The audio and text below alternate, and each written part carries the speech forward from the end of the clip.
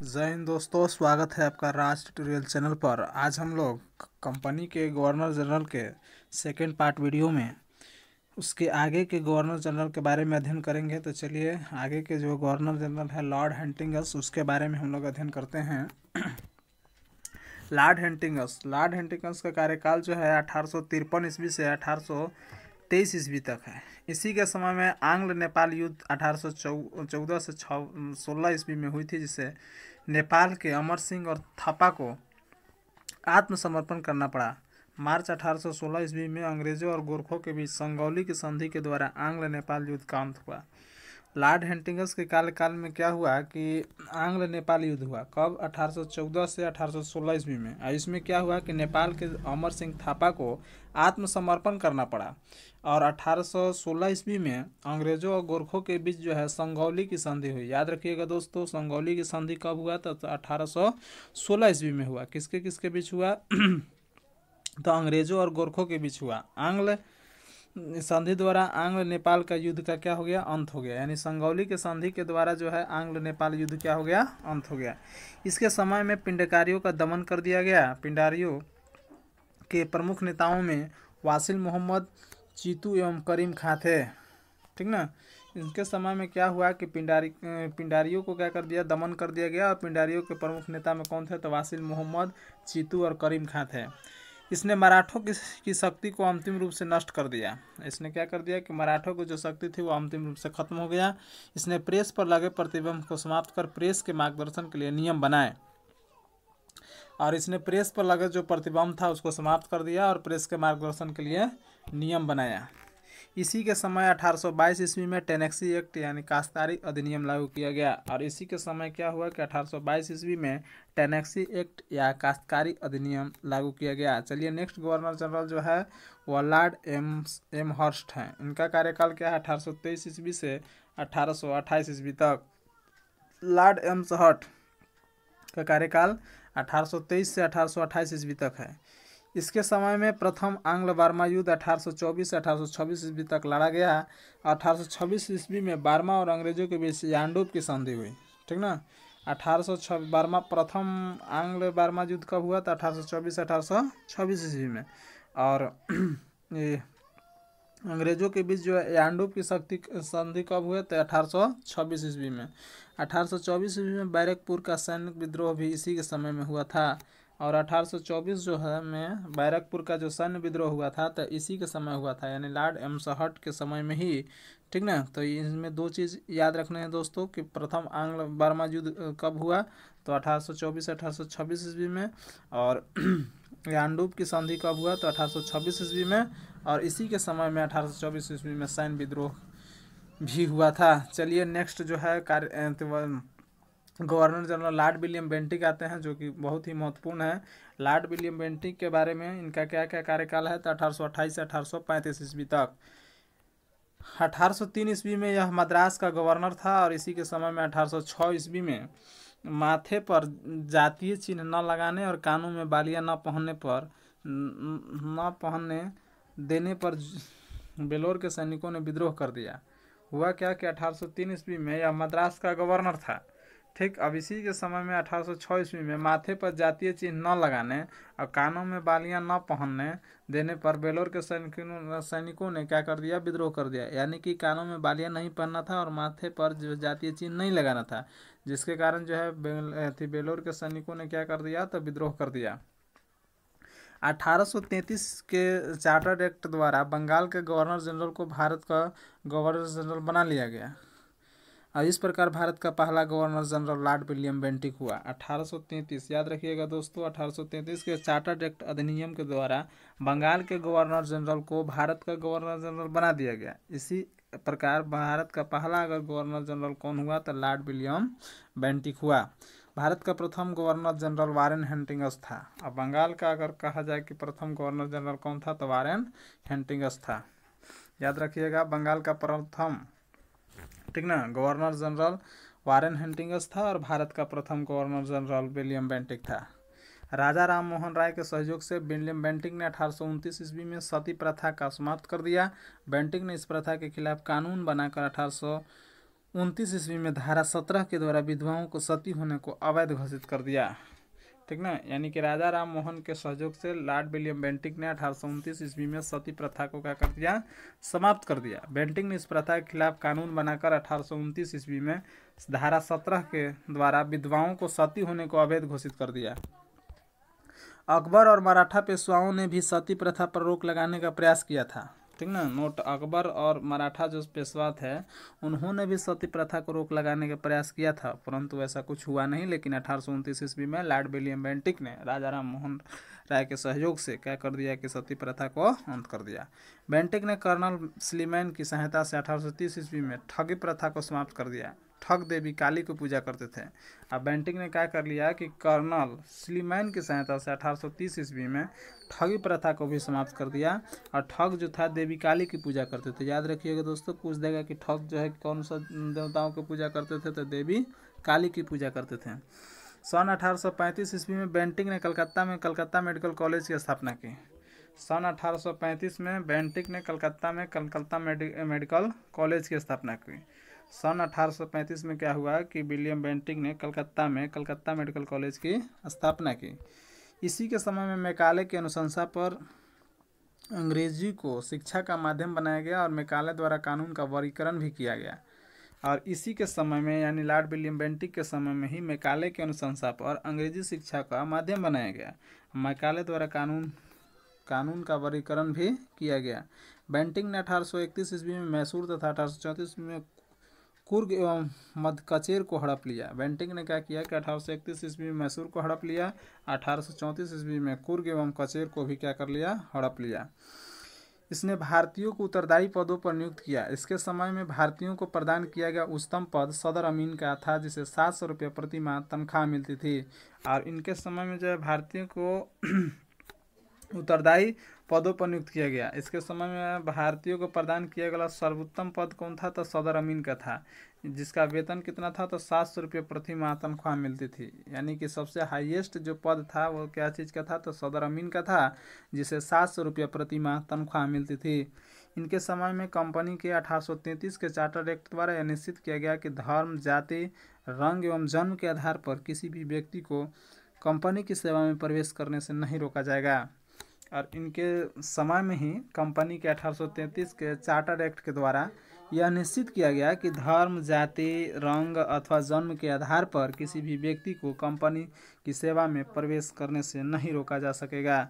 इसने शिशु बालिका हत्या पर भी प्रतिबंध लगा दिया। याद रखिएगा दोस्तों, इसने शिशु बालिका हत्या पर भी क्या कर दिया, प्रतिबंध लगा दिया था। दोस्तों, यदि ये वीडियो आपको अच्छा लगता है तो लाइक कीजिए, सब्सक्राइब कीजिए, अपने दोस्तों में शेयर कीजिए और बेल घंटा ज़रूर दबाइए, ताकि आने वाले समय में जैसे ही वीडियो अपलोड हो तो आपके पास सबसे पहले पहुंचे। चलिए, नेक्स्ट जो है गवर्नर जनरल चार्ल्स मैडकॉफ हुआ।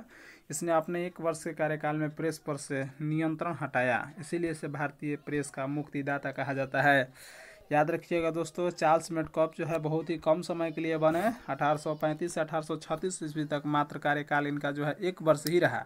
लेकिन 1 वर्ष की कार्यकाल में ही इन्होंने प्रेस पर लगे नियंत्रण को हटा दिया, इसीलिए भारतीय प्रेस का मुक्तिदाता कहा जाता है। याद रखिएगा दोस्तों, अगर पूछ देगा कि भारतीय प्रेस का मुक्तिदाता किसे कहा जाता है, तो चार्ल्स मैडकॉफ को कहा जाता है। चलिए, नेक्स्ट जो है गवर्नर जनरल जो है लॉर्ड ऑकलैंड के बारे में पढ़ते हैं। तो लॉर्ड ऑकलैंड का कार्यकाल जो है 1836 से 1842 ईस्वी तक है। इसके समय का सबसे महत्वपूर्ण घटना प्रथम आंग्ल अफगान युद्ध यानी 1839 से 1842 ईस्वी है। यानी कि लॉर्ड ऑकलैंड का जो शासनकाल था, ठीक ना, वो 1836 से 1842 ईस्वी तक है। और इसके मतलब शासनकाल का अगर सबसे महत्वपूर्ण घटना की बात किया जाए तो पहला प्रथम आंग्ल अफगान युद्ध था, जो 1839 से 1842 ईस्वी तक हुआ। 1839 ईस्वी में इसने कलकत्ता से दिल्ली तक ग्रैंड ट्रंक रोड का मरम्मत करवाया। और इन्होंने क्या किया कि कलकत्ता से लेकर दिल्ली तक, ठीक ना, ग्रैंड ट्रंक जो रोड है, जीटी रोड, उसको क्या किया, मरम्मत करवाया। कब किया था, 1839 ईस्वी में। इसी के समय में भारतीय विद्यार्थियों को डॉक्टरी की शिक्षा हेतु विदेश जाने की अनुमति ब्रिटिश संसद ने प्रदान की।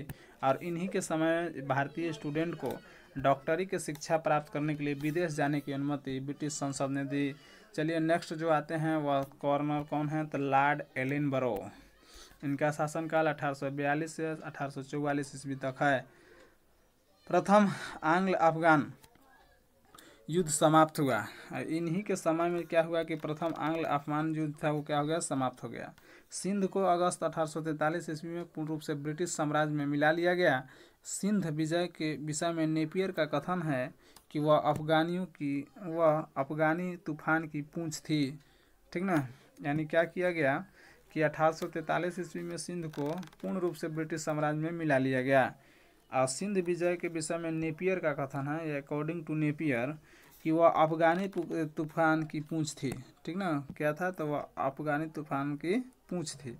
दास प्रथा का उन्मूलन इसी के समय में हुआ, 1843 एक्ट के 5 के द्वारा, यानी कि दास प्रथा का अंत जो है, ठीक ना, इन्हीं के शासनकाल में हुआ। कब हुआ, तो 1843 के एक्ट 5 के द्वारा। नोट, रविवार की छुट्टी भी है 1843 से ही शुरू हुए, याद रखिएगा दोस्तों, बहुत तब तो इम्पोर्टेंट है।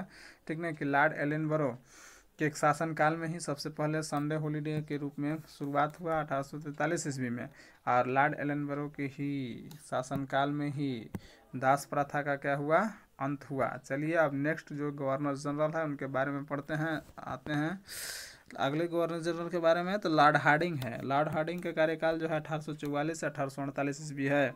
इसके काल की सबसे महत्वपूर्ण घटना थी प्रथम आंग्ल सिख युद्ध 1845 से 1846 ईस्वी। इसमें अंग्रेज विजयी हुए। लॉर्ड हार्डिंग का जो पीरियड में जो सबसे महत्वपूर्ण घटना थी उसमें हुआ क्या कि प्रथम आंग्ल सिख युद्ध हुआ। इसमें 1846 से 1845 से 1846 ईस्वी तक हुआ। इसमें क्या हुआ कि अंग्रेज जो है विजयी हुए और आंग्ल जो है वो क्या हो गए, पराजय हो गए।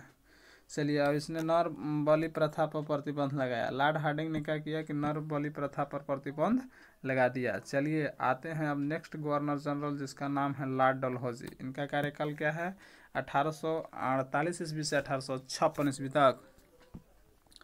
द्वितीय आंग्ल सिख युद्ध 1848 से 1849 में तथा पंजाब का ब्रिटिश शासन में विलय 29 मार्च 1849 को जगत प्रसिद्ध सिख राज्य का प्रसिद्ध हीरा कोहिनूर महारानी विक्टोरिया को भेज दिया गया। यानी कि लॉर्ड डलहौजी के काल में ही दूसरा आंग्ल सिख युद्ध 1848 से 1849 ईस्वी तथा पंजाब का ब्रिटिश शासन में विलय 29 मार्च 1849 की घटना है। और जगत प्रसिद्ध जो सिख राज्य के प्रसिद्ध हीरा था कोहिनूर महारानी विक्टोरिया को भेज दिया गया। किसके शासनकाल में, लॉर्ड डलहौजी के शासनकाल में। द्वितीय आंग्ल सिख युद्ध के दौरान 3 युद्ध लड़े गए। प्रथम रामनगर का युद्ध 16 नवंबर 1848 को अनिर्णित रहा, यानी कोई भी निर्णय नहीं निकला। दूसरा चिनकियनवाला का युद्ध, चियावाला का युद्ध जो है 13 जनवरी 1849 ईस्वी को, यह भी अनिर्णित रहा। तीसरा युद्ध जो है गुजरात चिनाव के नदी के नामक पर हुआ, जैसे 12 मार्च 1849 को हुआ, जिसमें सिख बुरी तरह से पराजित हुए। यानी 2 युद्ध लड़े गए। ठीक ना, दूसरा, ठीक ना, जो यथी था द्वितीय आंग्ल युद्ध था उसमें 3 युद्ध लड़े गए। ठीक ना, जिसमें 2 युद्ध जो है वह अनिर्णित रहा। कौन कौन, प्रथम रामनगर का युद्ध जो है 16 नवंबर 1848 को, यह भी अनिर्णित रहा। और दूसरा जो है चियावाला का युद्ध जो है 13 जनवरी 1849 में, यह भी जो है बिना निर्णय के ही समाप्त हुआ। लेकिन तीसरे युद्ध में गुजरात के चिनियाव नदी के किनारे जो हुआ तीसरा युद्ध जो हुआ, और इसमें 12 मार्च 1849 ईस्वी को हुआ, जिसमें कि सिख जो है पूरी तरह से पराजित हो गए। चलिए नेक्स्ट, द्वितीय आंग्ल बर्मा युद्ध और 1852 में लोअर बर्मा और पिग्गू को अंग्रेजी राज्य में मिला लिया गया। हुआ क्या कि द्वितीय आंग्ल बर्मा जब युद्ध हुआ और 1852 में क्या हुआ कि लोअर बर्मा और पिग्गू को जो है अंग्रेजी राज्य में मिला लिया गया। डलहौजी ने सिक्किम पर 2 अंग्रेज डॉक्टरों के साथ दुर्व्यवहार का आरोप लगाकर 1850 में उस पर अधिकार कर लिया। यानी डलहौजी ने क्या किया कि सिक्किम पर 2 डॉक्टरों का डॉक्टरों के साथ दुर्व्यवहार, यानी डॉक्टर के साथ दुर्व्यवहार किया गया, जिसके कारण जो 1850 में उस पर अधिकार कर लिया गया। यानी डॉक्टर के दुर्व्यवहार का आरोप लगाकर सिक्किम को डलहौजी ने अपने राज्य में मिला लिया। 1852 ईस्वी में एक इनाम कमीशन की स्थापना की गई, जिसका उद्देश्य भूमि रहित जागीरों को पता करके उसे छीनना था। अब 1852 ईस्वी में एक इनाम कमीशन की स्थापना की गई। इसका काम का क्या था कि जो भी जागीर है, भूमिकर रहित जागीर है, उसको पता लगाइए और उसको पता लगाकर उसको छीन लेता था। लॉर्ड डलहौजी का शासनकाल, उसके व्यापक सिद्धांत, सबसे जो इम्पोर्टेंट है लॉर्ड डलहौजी का शासनकाल का, तो उसको डॉक्ट्रिन्स ऑफ लैप्स के नाम से जाना जाता है, जिसको कि व्यापक सिद्धांत के नाम से भी जाना जाता है हिंदी में, के कारण अधिक याद किया जाता है। ठीक ना। इसी नीति के तहत अंग्रेजी साम्राज्य में विलय किए गए राज्य थे बाहर सर्वप्रथम सतारा 1848 ईस्वी में, जैतपुर बुंदेलखंड और संबलपुर उड़ीसा 1849 में, बघाट हिमाचल प्रदेश 1850 में, उदयपुर मध्य प्रदेश 1852 में, झांसी 1853 में, नागपुर 1854 ईस्वी में। यानी कि लॉर्ड डलहौजी का जो कार्यकाल है वह व्यापक सिद्धांत के लिए ही जाना जाता है, और इस नीति के तहत जो है अंग्रेजी साम्राज्य में मिलाए गए राज्य थे। पहला था सर्वप्रथम सतारा। याद रखिएगा दोस्तों, कभी कभी पूछ देता है कि डॉक्ट्रिन्स ऑफ लैप्स के अनुसार, नीति के अनुसार जो है पहला राज्य कौन मिला लिया गया था ब्रिटिश में, तो वो था सतारा। कब मिलाया गया था? 1848 ईस्वी में। जैतपुर बुंदेलखंड में है, संबलपुर उड़ीसा में है, 1849 में मिला लिया गया था, बघाट हिमाचल प्रदेश में 1850 में मिला लिया गया था, उदयपुर मध्य प्रदेश में 1852 में मिला गया था, और झांसी को 1853 में मिला लिया गया था, नागपुर को 1854 में। 1856 ईस्वी में अवध को कुशासन का आरोप लगाकर अंग्रेजी राज्य में मिला लिया गया। उस समय अवध का नवाब वाजिद अली शाह था। 1856 ईस्वी में क्या किया कि अवध को जो है कुशासन का आरोप लगाकर अंग्रेजी राज्य में मिला लिया गया, और उस समय जो है अवध का नवाब वाजिद अली शाह था। 18वीं शताब्दी में अवध राज्य का संस्थापक शहादत खां था। ठीक, 18वीं शताब्दी में जो है अवध राज्य का संस्थापक कौन था? तो शहादत खां था। 1856 ईस्वी में इसने तोप खाने के मुख्यालय को कलकत्ता से मेरठ हस्तांतरित किया और सेना का मुख्यालय शिमला में स्थापित किया। 1856 में क्या हुआ कि इसने तोप खाने का मुख्यालय जो कलकत्ता में था उसको स्थानांतरित कर दिया, कहाँ? मेरठ ले गया। ठीक ना। और सेना का मुख्यालय जो है शिमला में स्थापित किया। शिक्षा संबंधी सुधारों में डलहौजी ने 1854 ईस्वी के वुड डिस्पैच को लागू किया। इसके अनुसार जिलों में एंग्लो वर्नाकुलर स्कूल, प्रमुख नगरों में सरकारी कॉलेज एवं लॉर्ड कैनिंग के समय में 1857 में इन तीनों प्रेसिडेंसी कलकत्ता, मद्रास और बम्बई में से एक एक विश्वविद्यालय स्थापित किए गए, और साथ ही प्रत्येक प्रदेश में एक शिक्षा निदेशक नियुक्त किया गया। हुआ क्या दोस्तों? शिक्षा संबंधी सुधार के लिए भी लॉर्ड डलहौजी को याद किया जाता है। 1854 ईस्वी में इन्होंने वुड डिस्पैच को लागू किया। वुड डिस्पैच के अनुसार क्या हुआ कि प्रत्येक जिला में एंग्लो वर्नाकुलर स्कूल, प्रमुख नगरों एवं सरकारी कॉलेज लॉर्ड कैनिंग के समय में, तथा लॉर्ड कैनिंग के समय में क्या हुआ कि 1857 में इन तीनों प्रेसिडेंसी जो कलकत्ता, मद्रास और बम्बई था, इसमें एक एक विश्वविद्यालय स्थापित किए गए, और साथ ही प्रत्येक प्रदेश में एक शिक्षा निदेशक, ठीक ना, एजुकेशन डायरेक्टर को नियुक्त किया गया। डलहौजी को भारत में रेलवे का जनक माना जाता है, और इसी के समय में भारत में पहली बार 16 अप्रैल 1853 में बम्बई से थाने के बीच 34 किलोमीटर रेल चलाई गई थी। याद रखिएगा दोस्तों, कभी कभी पूछ देता है कि रेलवे का जनक किसे कहा जाता है, तो वो है डलहौजी। ठीक, अब इसी के समय में पहली बार 16 अप्रैल 1853 ईस्वी में बम्बई से थाने तक, ठीक ना, दूरी भी याद रखिएगा, 34 किलोमीटर प्रथम रेल चलाई गई थे। यानी सर्वप्रथम रेल कहाँ चली थी? तो बम्बई से थाने तक, और कितना दूरी था? तो मात्र 34 किलोमीटर। ठीक, सन 1854 ईस्वी में नया पोस्ट ऑफिस एक्ट पारित हुआ और भारत में पहली बार डाक टिकट का प्रचलन आरंभ हुआ। और सन 1854 में क्या हुआ कि नया पोस्ट ऑफिस एक्ट पारित हुआ और भारत में पहली बार डाक टिकट का प्रचलन हुआ। इसने पृथक रूप से भारत में पहली बार सार्वजनिक निर्माण विभाग की स्थापना की, और इन्होंने क्या किया कि भारत में पहली बार सार्वजनिक निर्माण विभाग की स्थापना की। इसने सन 1854 में एक स्वतंत्र विभाग के रूप में लोक सेवा विभाग की स्थापना की।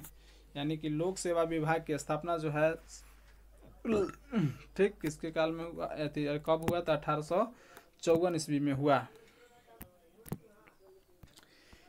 इसी के समय में 1853 में कलकत्ता एवं आगरा के बीच पहली बार बिजली से संचालित तार सेवा शुरू हुई।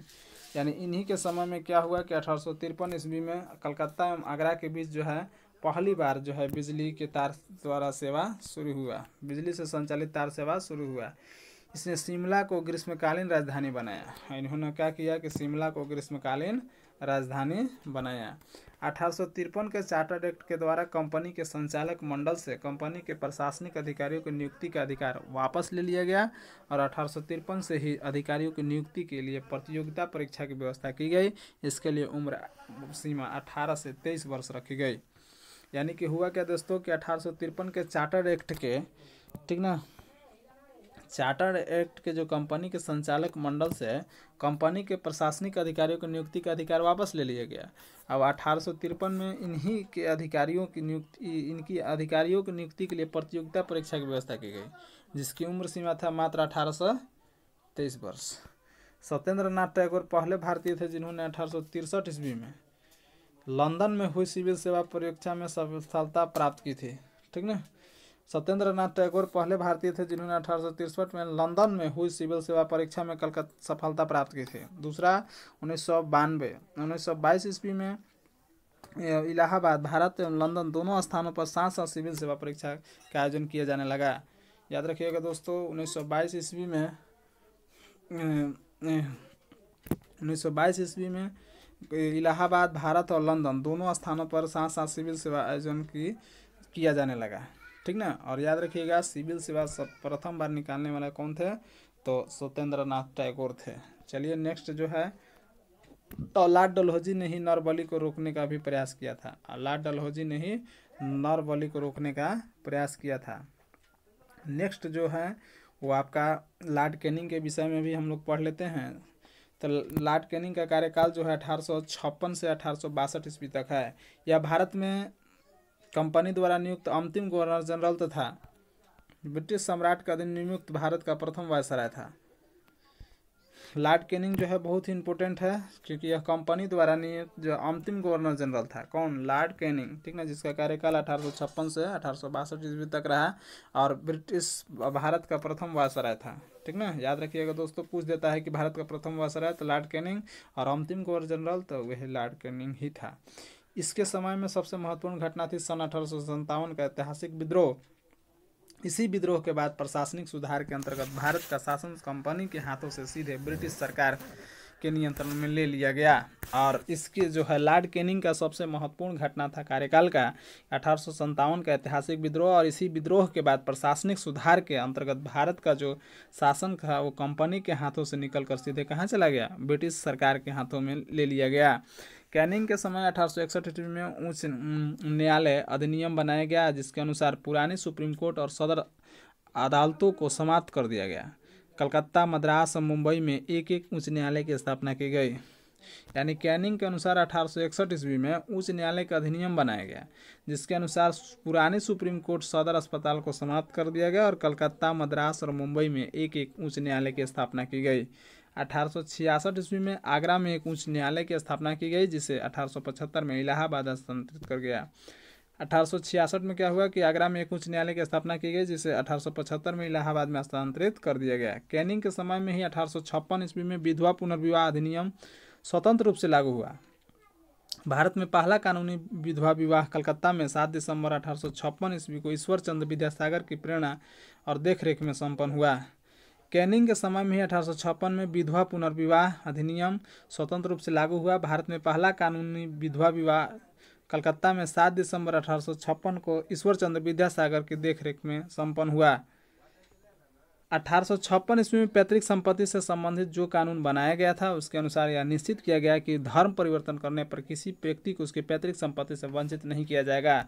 1856 में इन्होंने कानून बनाया कि पैतृक संपत्ति जो है, अगर कोई कानून बनाया कि जिसके अनुसार अगर कोई व्यक्ति अगर धर्म को चेंज कर लेता है तो उसके पैतृक संपत्ति से उसे वंचित नहीं किया जाएगा, यानी कि उसका हक है उसको मिलेगा।